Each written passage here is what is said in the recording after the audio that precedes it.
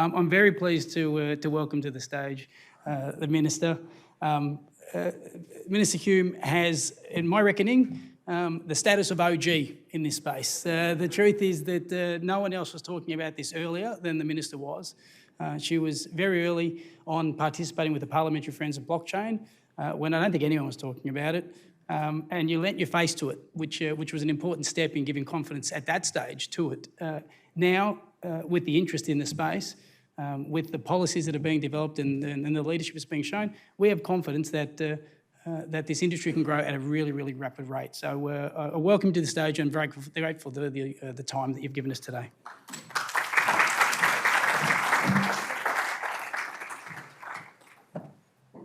Thank you so much, Steve. Good afternoon to everybody. It's terrific to be here at Blockchain Week once again. And again, thank you so much to Steve for organising and inviting me to this fantastic event. It's somewhat daunting, in fact, to be asked to be keynote speaker at this conference. There are some extraordinary speakers that you have lined up this week, including some terrific crypto CEOs, entrepreneurs, industry leaders, and many of whom I have spoken to or have been fortunate enough to meet over the last few years. Now, I don't pretend to be a crypto thought leader. I should put that on the table right now.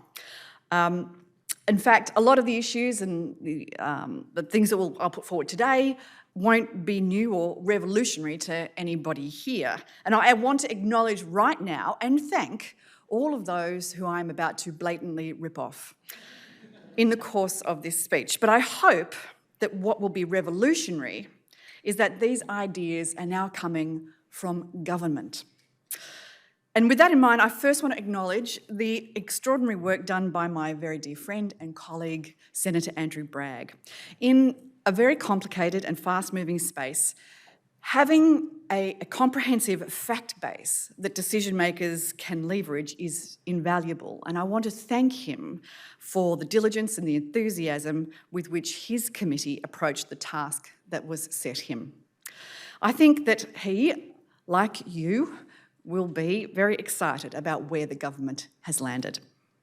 So I said in my maiden speech back in 2016 that in 20 years I wanted to be able to look my children in the eye and assure them that my generation and I personally have done everything that we possibly can to create a productive and prosperous Australia in which they have every opportunity to thrive and to fly. We want to encourage innovation in crypto assets, because innovation is what creates prosperity. Innovation is what creates jobs and economic growth. And there are so many innovative use cases for crypto assets, many of which are now not at all far away from becoming mainstream. And these include international payments, lending and borrowing, NFTs, and asset tokenisation, which I'm sure you've heard an awful lot about already today.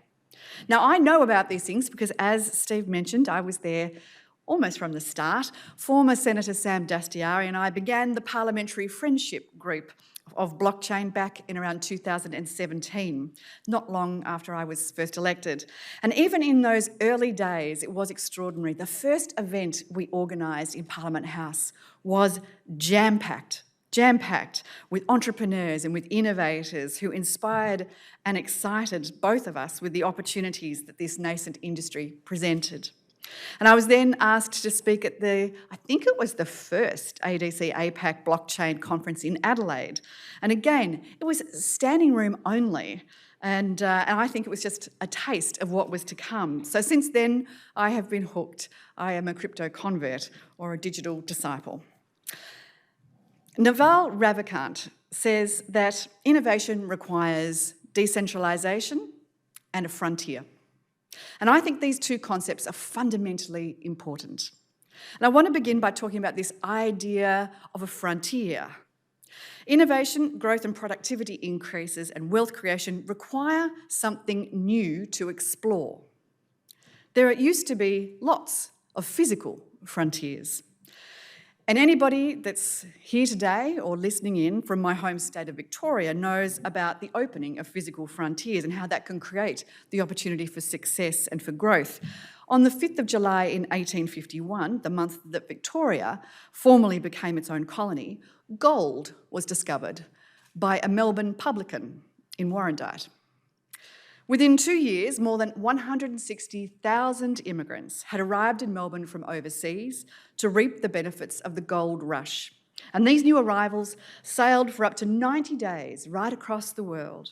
Many had never even seen the sea before. A further 110,000 arrived from other Australian ports. Now, these pioneers walked from Melbourne to the goldfields of Bendigo and Ballarat, carrying all their possessions on their backs.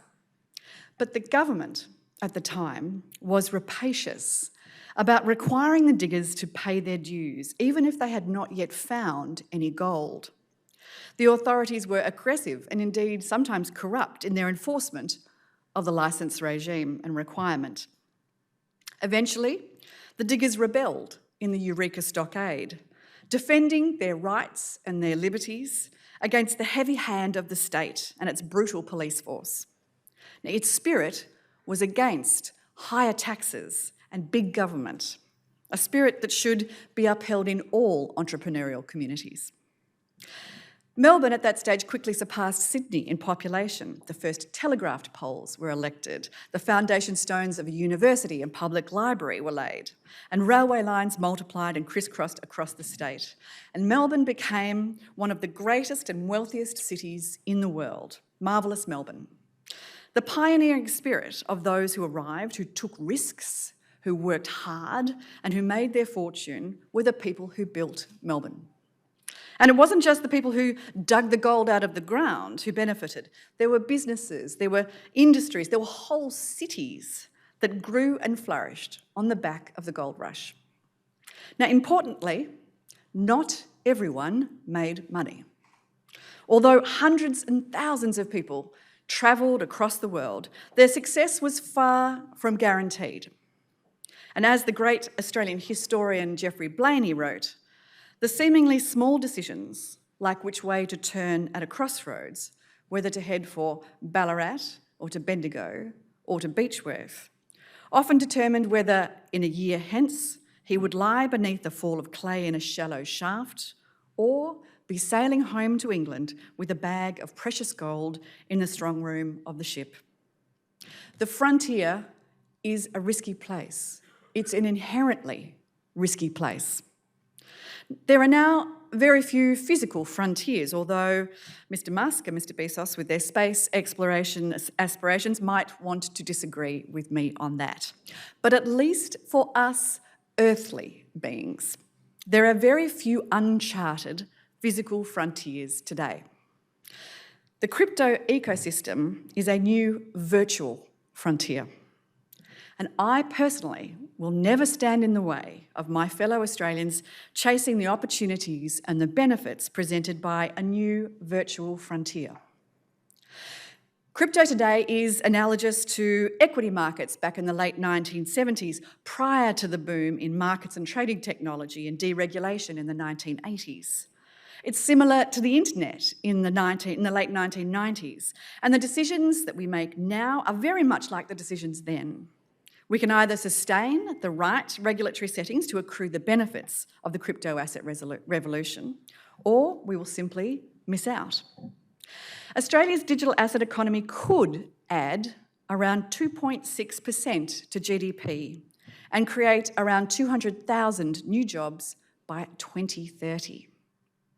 Now, I believe that we need to keep these virtual frontiers open and leverage that pioneer spirit of this country and the growing areas. The crypto industry and its applications in DeFi is one of the most exciting frontiers that I've seen. So my message to the room today is, if you want to be a pioneer on the virtual frontier of innovation, Australia is open for business.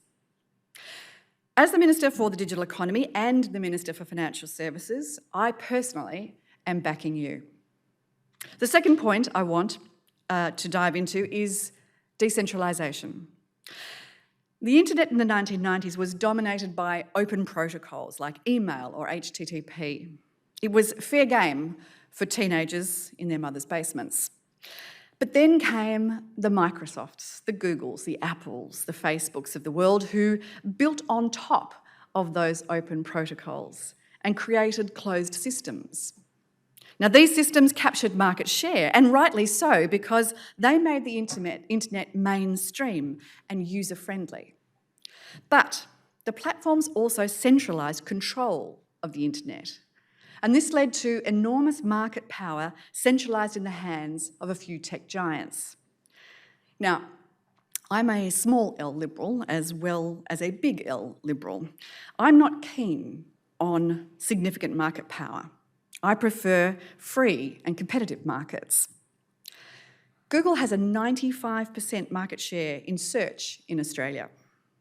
Facebook and Instagram's combined share of the online display advertising market in Australia is estimated to be about 51%. They are the dominant platforms through which Australians engage with the internet. The tech giants, the largest digital platforms, have transformed from tools that index content or enable communication to surveillance platforms and the gatekeepers of innovation. And this has led to a harvesting and hoarding of consumer data, to deplatforming and to censorship.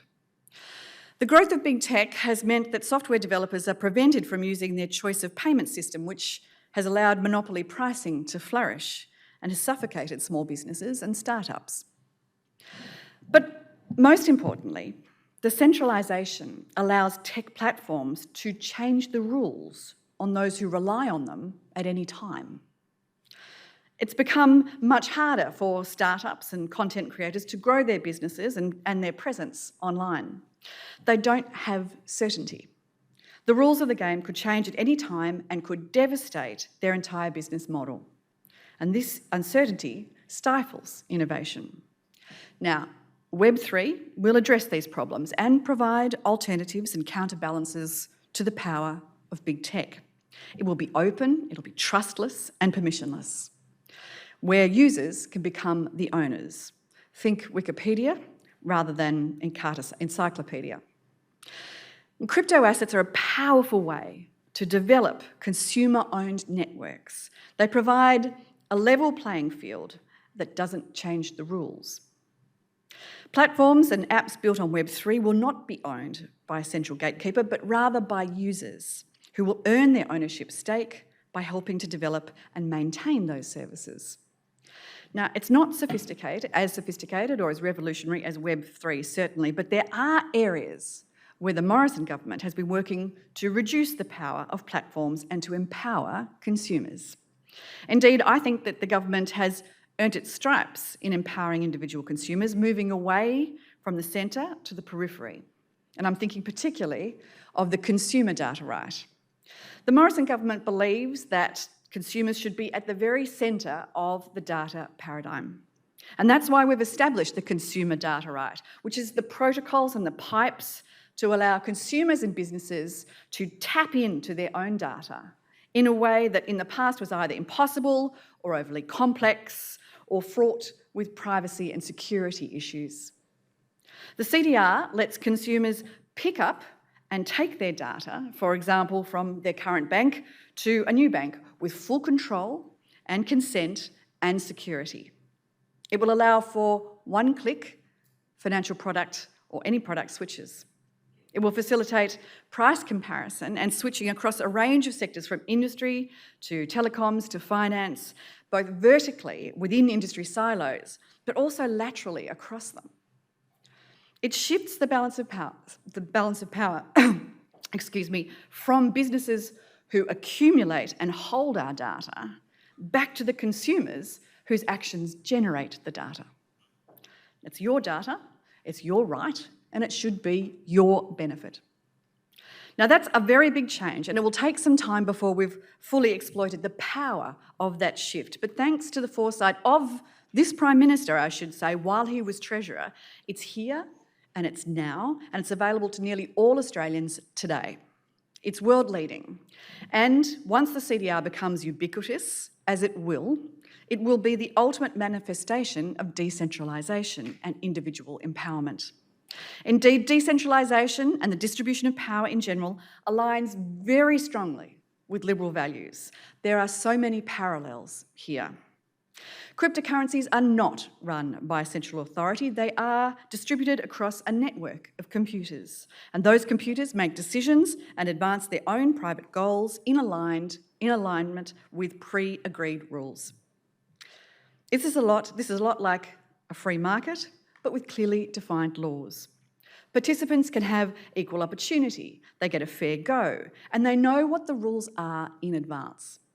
The rules don't change without the consent of the governed. Bitcoin has a fixed supply, 21 million coins, that can never be changed. It's basically a law of nature. And there's no more DAI in the world than MakerDAO users can generate. It's a centralised system. In a centralised system, the odds are stacked against you. But in a decentralised system, they're not. You're not beholden to a central counterparty. And importantly, you don't need government telling you what to do or who to trust. History has shown us that freedom, opportunity, and a fair go is the best way to produce innovation.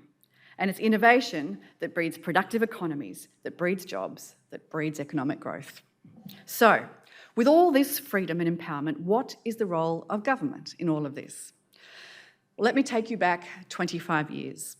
In 1997, the US government published a framework for global electronic commerce, which presented some key principles for the internet, which I believe can be applied very sensibly to the regulation of crypto assets. Number one, the private sector should lead. Number two, governments should avoid undue restrictions. Number three, where government involvement is needed, its aim should be to support and enforce a predictable, minimalist, consistent, and simple legal environment. And number four, governments should recognise the unique qualities, and I've changed it up, of crypto assets. So let's unpack these points a little bit. The private sector leading, I think, is self-explanatory, and I'm pretty sure you do too. Governments on the whole do innovation pretty badly. Far better that governments enable innovation rather than actually do it. On the issue of undue restrictions, this is an interesting one. There are a lot of calls for more powers for regulators and cracking down hard on scams and making sure that we're protecting consumers from every risk. And in a more fearful environment, a more fearful and less confident government may well find it too easy to travel down the path of least resistance and say something must be done, ban it, abolish it, limit it, regulate it. But knee-jerk reactions can easily lead to onerous red tape and undue restrictions. Every restriction and regulation must be made with the utmost care and attention to the cost and benefit trade-off. Government actions should be predictable, they should be minimalist, consistent and simple. How I wish that our current Corporations Act looked like that.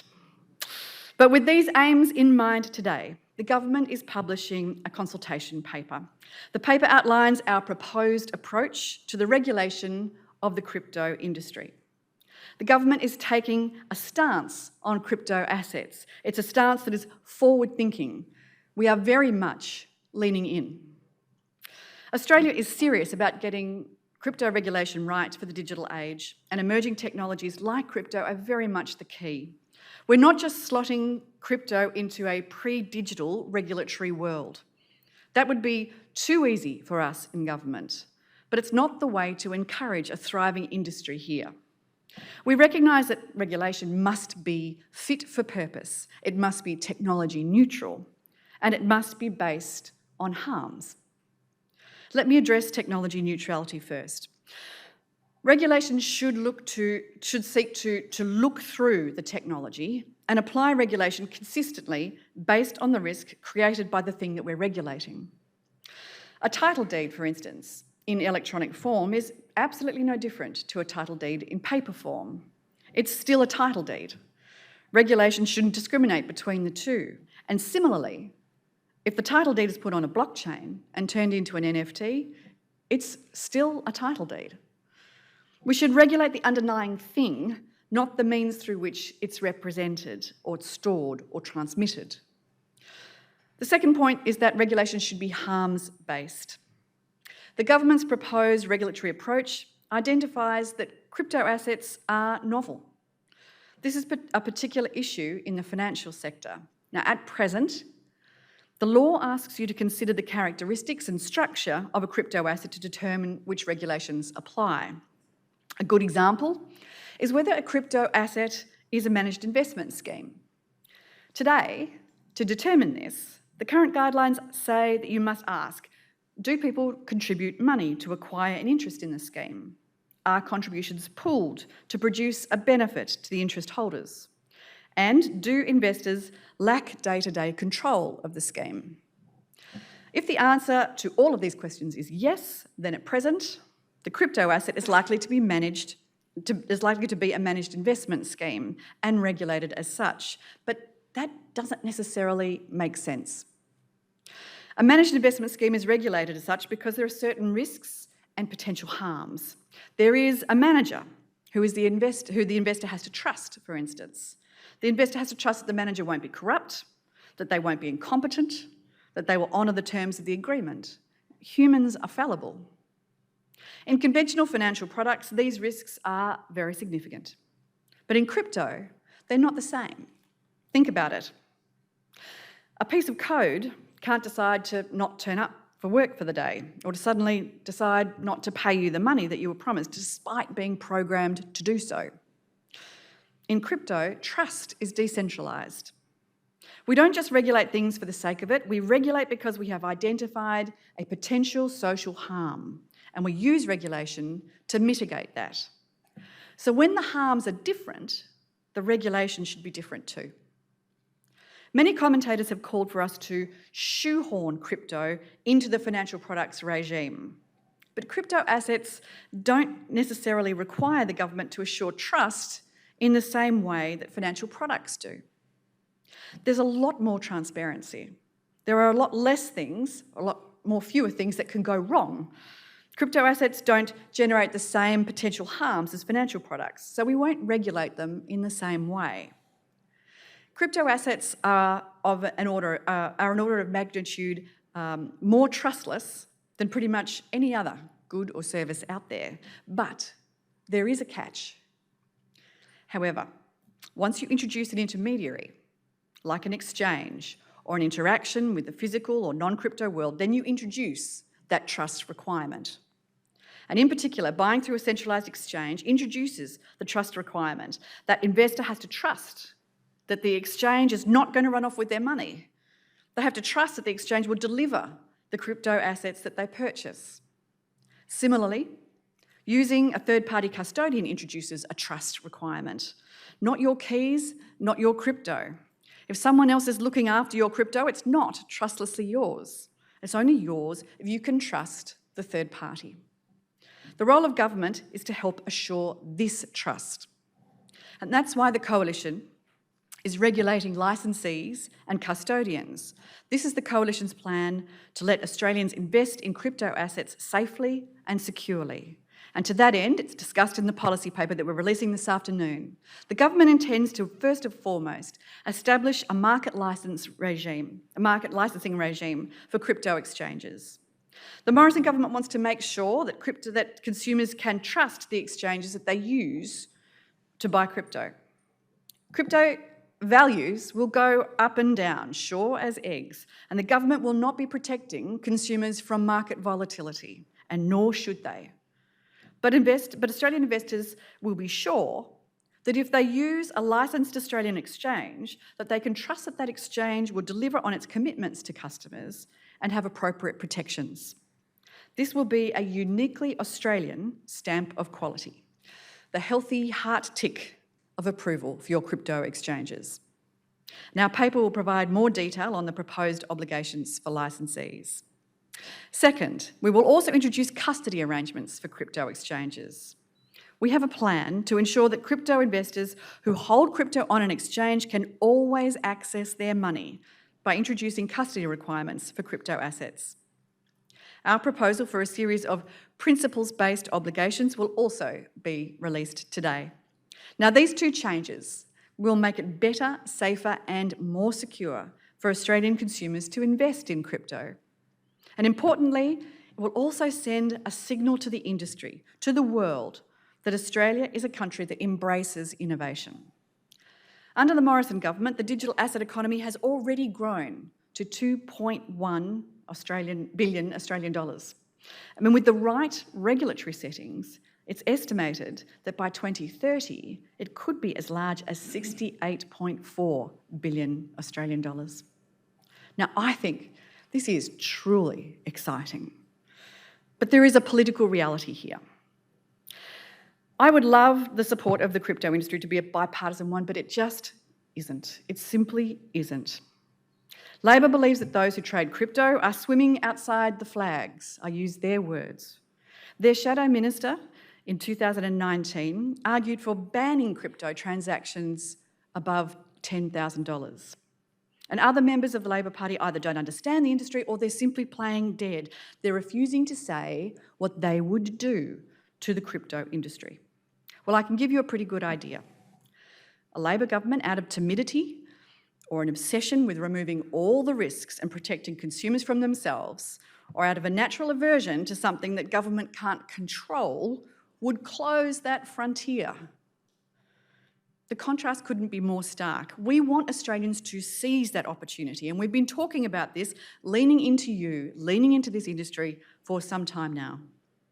Pioneering legislation to deliver our custody and exchange proposals outlined today will be a top priority in the Coalition's next term of government. I want to say that again. It will be a top priority in the Coalition's next term of government. Now, should the unthinkable happen in May, a Labor government will have a shopping list of legislative priorities, and I can safely say to you now that a light-touch regulatory framework for the crypto industry isn't on it. So I ask young people in particular what it is that they like about crypto. And they tell me they like the fact that it isn't controlled by anyone, including the government. Now, the small L Liberal in me loves that, gives me great hope. You in this room are the thought leaders. You're the innovation pioneers in the crypto space. You know what it is about crypto that attracted you and led you here. And your priorities are our priorities, and they're certainly my priorities. The policy paper that we released today reinforces our commitment to a predictable, a minimalist, a consistent and a simple legal environment. And this will help ensure that Australian crypto businesses can have an Australian-made badge of approval. It will ensure that Australians can trust the services that they use to interact with the crypto system. So, my message to you today, to the thought leaders, to the wealth creators, to the entrepreneurs and the pioneers in this room, to those of you who are out there imagining and innovating, discovering the whole digital world beyond the frontier, the Morrison government is backing you. Thank you.